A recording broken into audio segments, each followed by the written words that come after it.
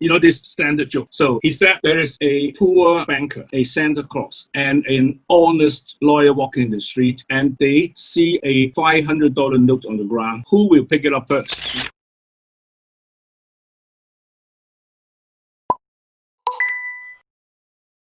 The fifth one is always learn to be honest.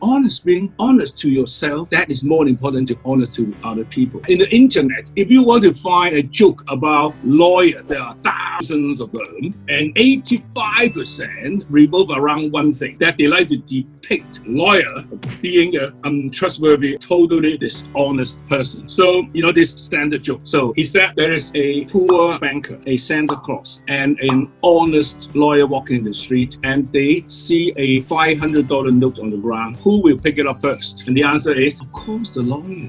Because there is no such thing as poor banker, and there's no such thing as Santa Claus, because lawyer must be the only real one, because never honest. Anyway, that's a joke. Now, let's come back. As a lawyer, you have to be honest. Honest to what you do, honest to your client. If you made a mistake, you will have to come out clean. You have to admit it. Nothing is worse than making a mistake, trying to cover it up by telling more lies, doing more dishonorable things to cover your first dishonorable act. As a past president of the Hong Kong Law Society, and as the past chairman of the Compliance Committee of the Law Society, meaning we have to look after all the law solicitors' misconduct matters, I have seen just far too many cases like you make a mistake, you should come out and admit it. You may face some sanction, but you just have to accept it. Sometimes it may not be the end of the world, because if you admit and immediately get some good advice, you should be able to contain the damage. But if you try to be clever, think of some way to cover your first mistake, I can guarantee you that it will come back to haunt you. So be honest is my next advice.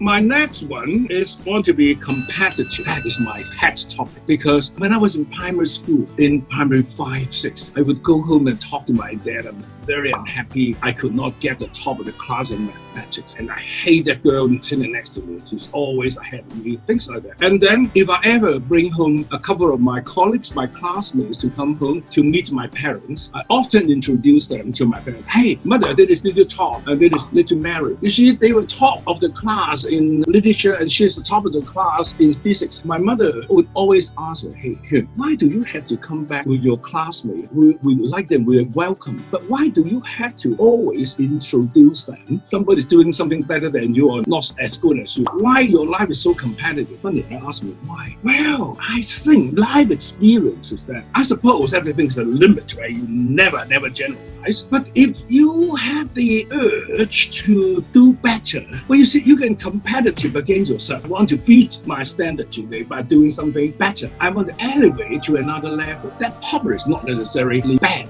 I have a colleague in Form 1 or Form 2, I forgot. He's a very good friend of mine. Oh dear, I hope he's not watching this. He's not a lawyer. He's a very good friend of mine. He's actually very bright. But academically, he never performed very well. One of the reasons I've noticed that he's not competitive. He got 60, just 55 marks, just passed. I got 80. And then when I discussed with him, he said, oh, actually, I thought you know this. We're doing calculus. Well, we went to a missionary school. It's crazy. As a young boy, the brothers, the trees force us to learn these difficult things.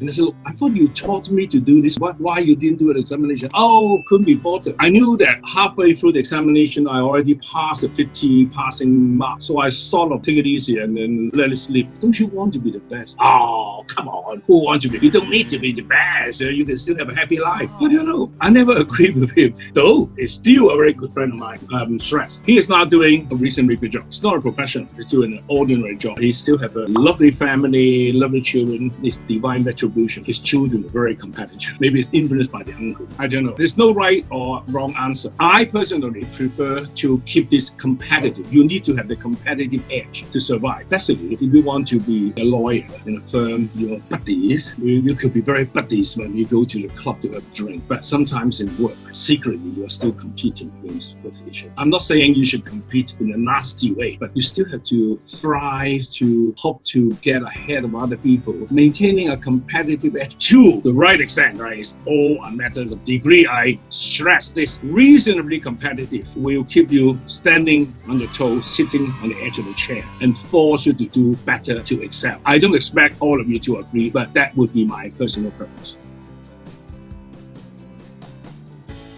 Do not get into any financial troubles, and do not get into any unnecessary entanglement.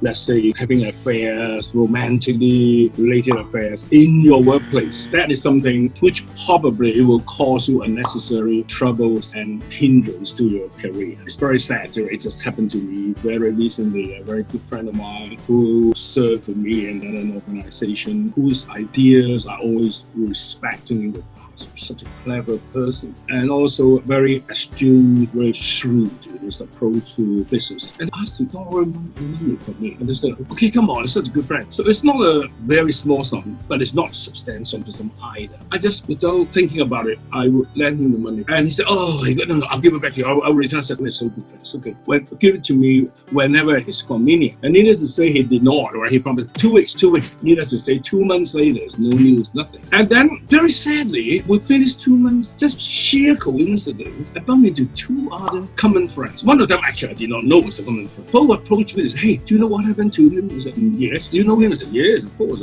He seemed to be in trouble. He's got borrowing money from all his friends and acquaintances. So I feel sad. So immediately I could tell that these 2 common friends, right, are also very important people in Hong Kong. They're holding down to important jobs or doing quite substantial business now.